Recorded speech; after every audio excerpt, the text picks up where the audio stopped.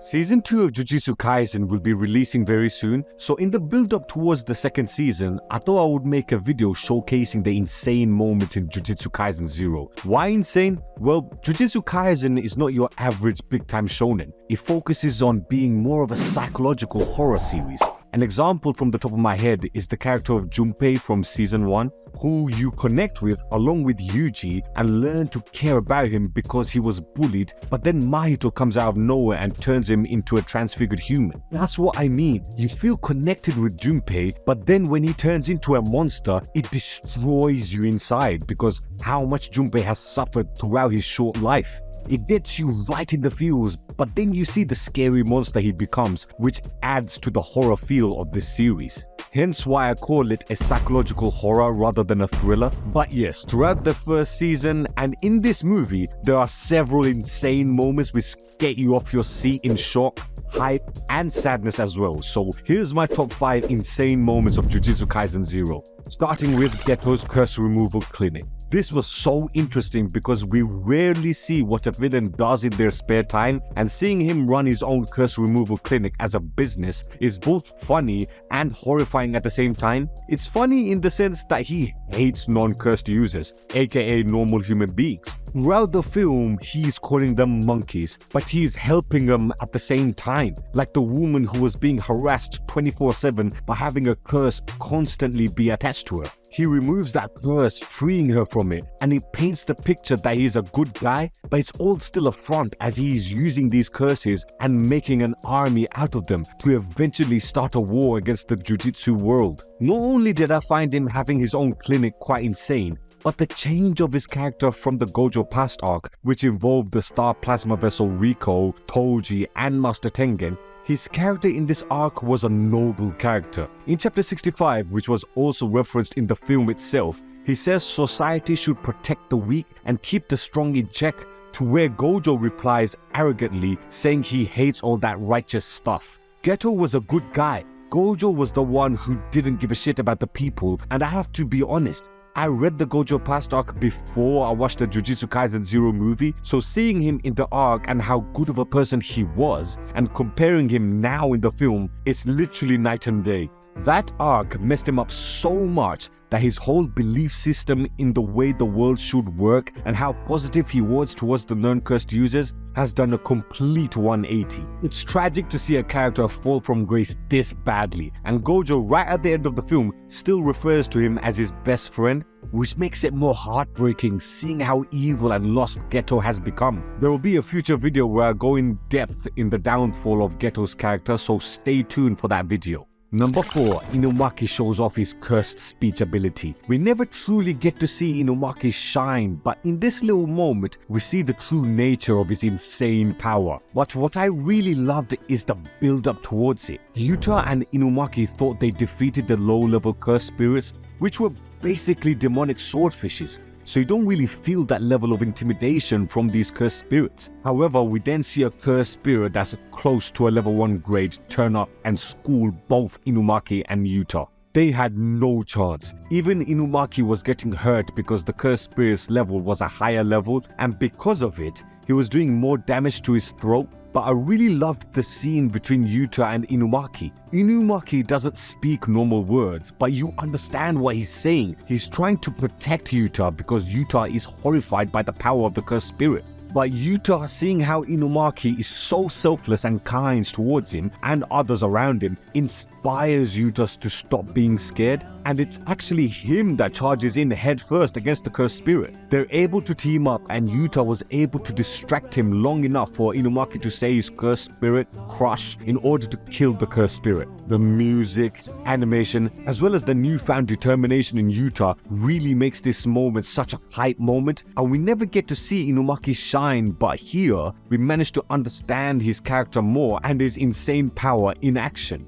And speaking of hype, number 3, we have Gojo vs Miguel. Now, the fact that Gojo singled out Miguel as a threat in Shinjuku tells you all you need to know about Miguel. Miguel's rope actually disrupted Gojo's techniques, which Gojo himself has admitted. I think this part of the film with these two fighting each other probably has the most views on YouTube in terms of big epic moments from the film. It's only 2 minutes, but it had everything. Gojo throwing those hands had the whole cinema screaming, and there's videos with people's reactions in the cinema when this scene happened where everyone absolutely lost their minds due to the hype. What I find insane in this scene is Gojo's physical combat ability and Miguel's surviving the onslaught from Gojo.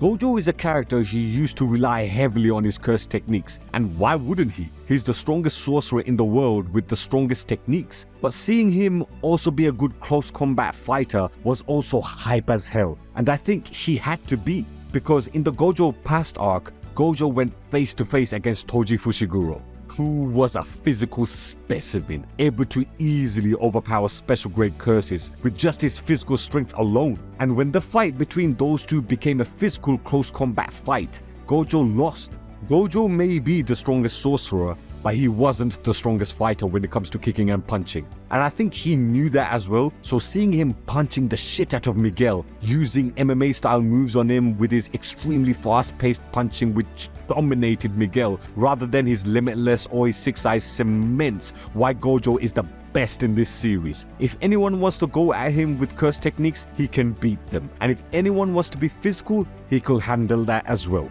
But to give Miguel the credit as well, how he is not dead by the end of the film, I will never know. Gojo was fighting more serious against Miguel than he was against Jogo. Against Jogo, he was messing around, taking the piss out of him, calling him weak. But here, Gojo acknowledged Miguel as a threat and was already fighting him with one eye showing. Against Jogo, he was fighting blindfolded the whole time until he unleashed his domain expansion Infinity Void. Only then he showed his eyes. Number 2, Rika transforming into a cursed spirit in Yuta's flashback. This was so sad and scary at the same time. We see the innocent love between Yuta and Rika with them playing in the sandbox and Rika giving Yuta the engagement ring. It's so wholesome and innocent, it's almost like you're watching a different anime. But then you remember you're watching Jujutsu Kaisen, so that means someone will die very soon. And of course, Rika did end up dying, which of course is a sad scene because Rika was so young when she died and in a car crash as well. So you're already having the feels for a tragic death, but then the feeling of sadness you feel witnessing her death in the flashback becomes confusion, scared, and I can't lie, a bit funny as well. Yuta is looking at the floor in complete shock, but you hear Rika's voice saying, "Yuta, will you marry me?" And you realize it's the cursed spirit coming out of Rika. Rika herself has become a cursed spirit. This was scary but funny at the same time. It's the voice, isn't it? The voice just adds to it. This almost feels like a satire of the horror genre. There was a scene later on where Rika was going to kill Maki, but Yuta stopped her as Maki saved Yuta's life. Rika is insane. She's like the crazy jealous ex who happens to be a special grade curse. But that scene where she transforms into a cursed spirit was insane. Because the way she was saying to Yuta, "Will you marry me?" was like she was going to be the main villain. It actually sounded evil. That's why I found it scary for Yuta. Because does that mean that Rika will be haunting Yuta for the rest of his life? Does this mean that anyone that gets close to Yuta, Rika will immediately kill them? All these scenarios goes through your head when watching and you just fear for Yuta for the insane situations that can potentially happen to him because he has a powerful special grade curse following him everywhere. And finally, my number 1 pick is the reveal of Rika. When we see Yuta release her when both him and Maki and the 2 boys were inside the cursed spirit's stomach. That was so good, man. You see Rika at her most insane. Even Gojo himself called her scary. Rika effortlessly teared the cursed spirit's head right off and proceeds to continuously claw at it like a lion killing its prey. She was calling herself pretty whilst also beating the shit out of this cursed spirit. This whole sequence was amazing. We had Maki questioning Yuta, asking him why is he in Jujutsu High, and it seems like he doesn't even know. He tells her that he is there because he doesn't want anyone to get hurt. But that scene more feels like he was trying to convince himself rather than give a valid reason to Maki. It's only when Maki says to him that he can protect people by defeating cursed spirits and seeing how the 2 boys are severely injured inside the cursed spirit's stomach, that is what motivated Yuta to release Rika.